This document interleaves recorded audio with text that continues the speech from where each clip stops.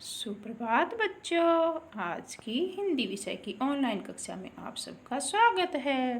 बेटा हम पढ़ रहे हैं अध्याय 4 जिसका नाम है बाकी बाकी धूप, है ना बेटा।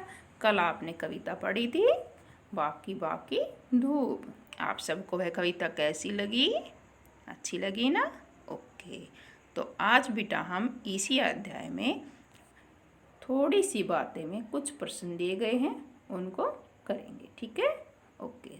तो देखते हैं प्रश्न। देखिए बेटा, थोड़ी सी बातें में 3 प्रश्न दिए गए हैं, हम उनको अच्छे से समझेंगे। ठीक है बेटा, हमारा पहला प्रश्न है, अगर किसी दिन धूप न निकले तो हम कौन कौन से काम नहीं कर पाएंगे? बेटा आप सभी जानते हैं कि धूप हम सब के लिए बहुत आवश्यक होती है ना। पेड़ पौधों के लिए भी अगर धूप नहीं होगी तो पेड़ पौधे सूख जाएंगे, अपना भोजन नहीं बना पाएंगे, और जीव जंतु हैं वो भी बहुत परेशान हो जाएंगे। और बेटा हम भी अपने बहुत सारे काम है वो नहीं कर पाएंगे। तो आपको यही बताना है कि हम कौन कौन से काम नहीं कर पाएंगे।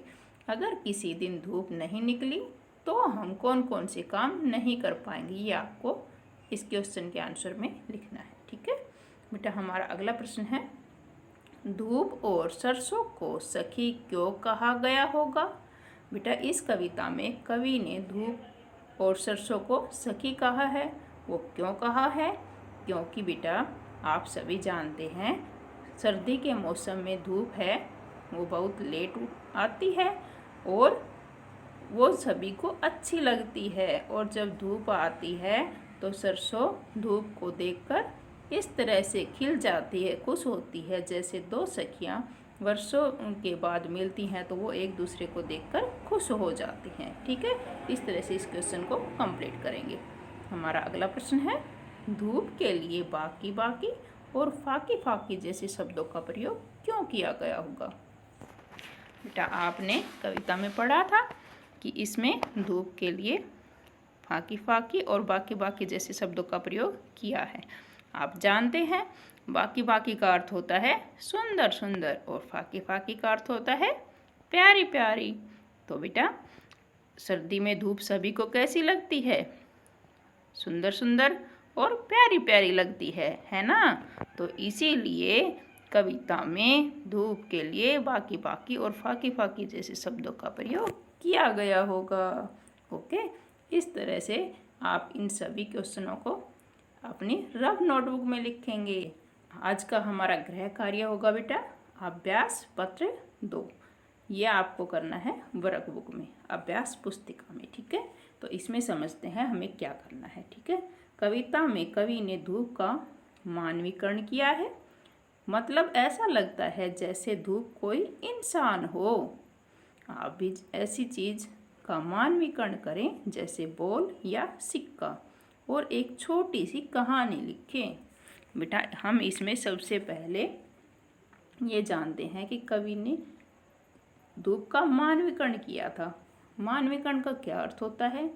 बेटा मानवीकरण का अर्थ होता है कि किसी निर्जीव वस्तु को सजीव रूप में दिखाना, है ना। जैसे क्या कभी फूल मुस्कुराते हैं? नहीं। क्या कभी धूप बातें करती है? नहीं करती। ये क्रियाएं तो सजीव वस्तुएं ही कर सकती हैं।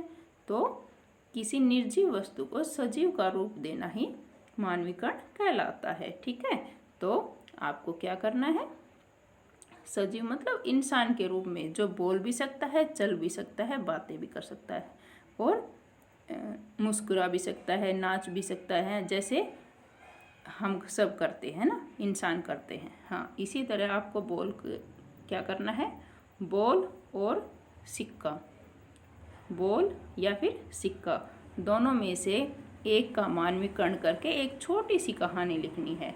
जैसे आपने देखा था कविता में धूप कहाँ कहाँ जाती है, किस किस से बातें करती है ना। उसी तरह जैसे आपने लिया बॉल को, आप उसके बारे में लिखेंगे कि बॉल कहाँ कहाँ जाती है, किस किस से मिलती है और क्या क्या बातें करती है। ठीक है, इस तरह से आपको एक छोटी सी कहानी लिखनी है। ओके, इस कार्य को आप बहुत अच्छे से कंप्लीट करेंगे अभ्यास पत्र 2 में। ठीक है, ओके। ओके बेटा, सभी हंसते रहिए, मुस्कुराते रहिए और स्वस्थ रहिए। धन्यवाद।